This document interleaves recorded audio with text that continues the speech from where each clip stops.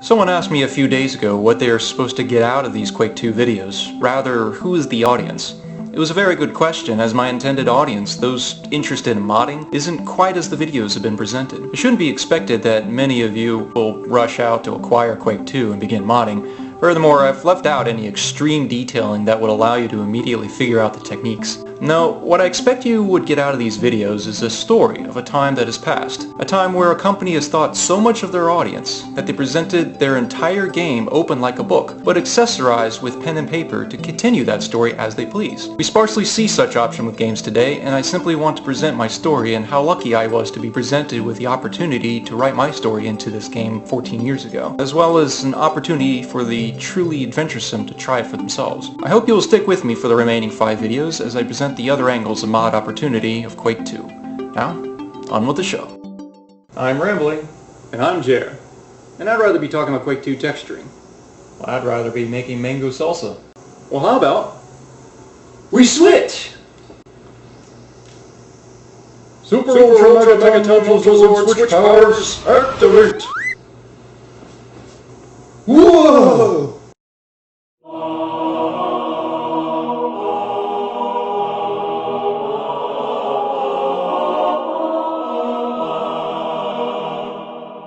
Grazie, signore.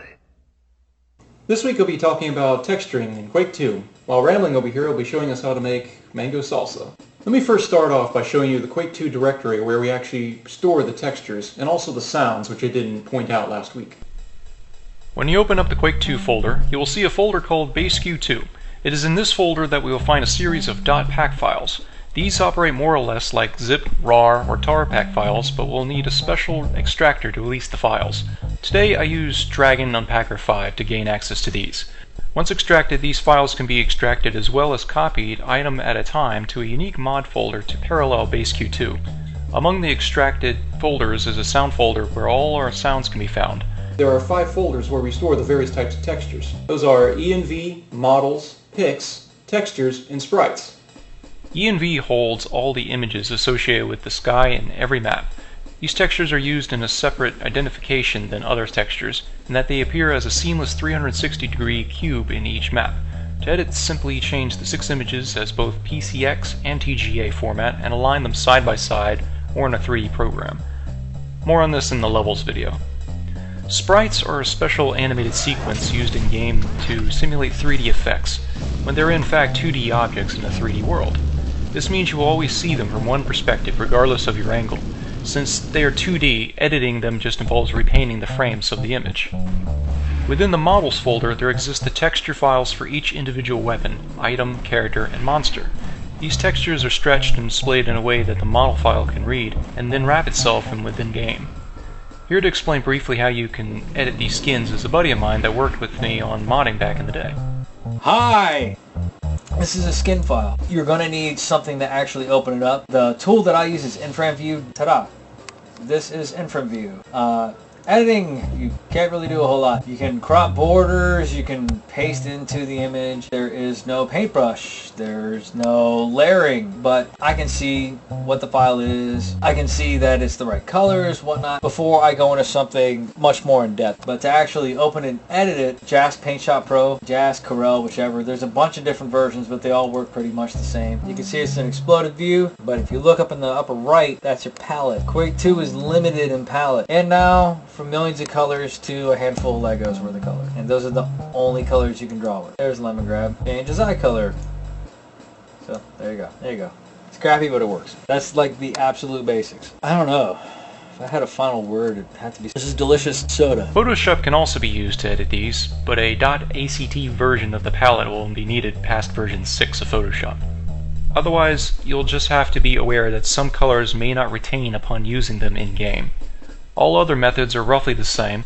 We can get more into textures a bit in the modeling video next week.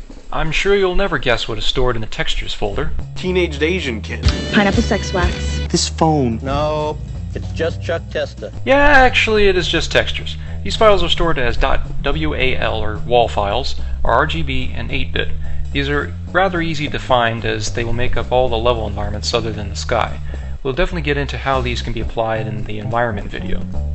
but just know that just changing the textures can be enough to spice up gameplay and can drastically change the mood. Lastly, we have the Pics folder. In here we have all the interface graphics dealing with the console background, words, menu selection, crosshairs, and helper files like palettes. This material can highlight the feel of a mod.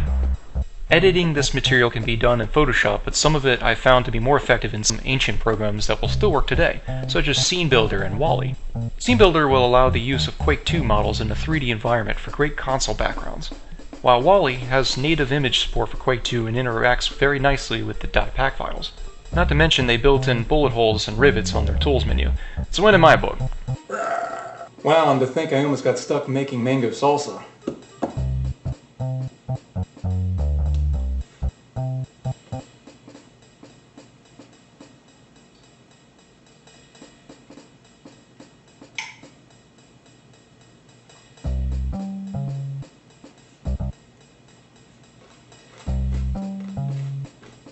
Pretty good.